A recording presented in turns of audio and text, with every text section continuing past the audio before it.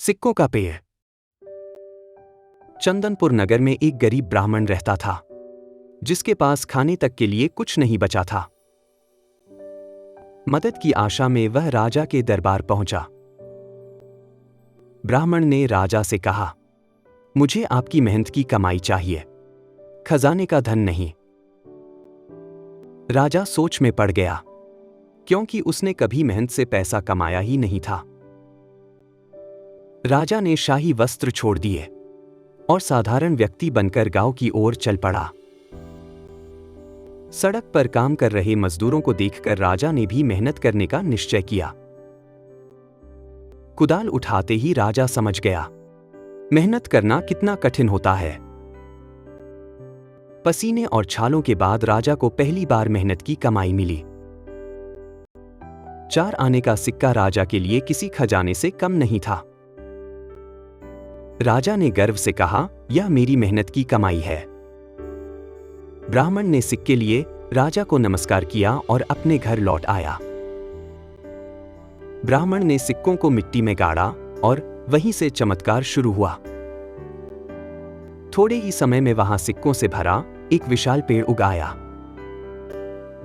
सिक्कों के पेड़ की चर्चा जल्दी ही राजा तक पहुंच गई। यह सुनकर राजा घोर आश्चर्य में पड़ गया। राजा ने आदेश दिया, उस पेड़ को मेरे महल में ले आओ। लेकिन ब्राह्मण ने सैनिकों को घर में प्रवेश करने से रोक दिया। उसने कहा, यदि राजा पेड़ लेना चाहते हैं तो उन्हें स्वयं आना होगा। ब्राह्मण की बात सुनकर राजा स्वयं उसके घर पहुंचा। ब्राह्मण बोला, महाराज, यह पेड़ उन्हीं सिक्कों से उगा है जो आपने दिए थे। आपने केवल 4 आने दिए थे, लेकिन वे मेहनत की कमाई थे। इसीलिए वो सिक्के बीज बन गए और यह पेड़ उगाया। फिर ब्राह्मण बोला, यदि पैसे वापस चाहिए तो उतने ही लें जितने दिए थे। ब्राह्मण की चतुराई सुनकर राजा निरुत्तर रह गया।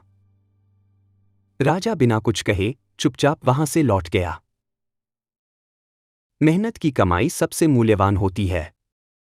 यह आत्मविश्वास, आत्मसम्मान और सच्ची समृद्धि का आधार है। जब आप अपने प्रयासों से कुछ अर्जित करते हैं तो उसका मूल्य असीम होता है। समाप्त। हर कहानी एक सीख देती है और हर सीख हमें बेहतर बनाती है। ऐसी ही और प्रेरणादायक कहानियों के लिए लीला एड्यूटेक चैनल जरूर विजिट करें। वीडियो को लाइक कीजिए, चैनल को सब्सक्राइब कीजिए और बेल आइकन दबाइए ताकि हर नई कहानी आप तक सबसे पहले पहुंचे। और हाँ, आपको कहानी से क्या सीख मिली, कमेंट में जरूर लिखिए। धन्यवाद।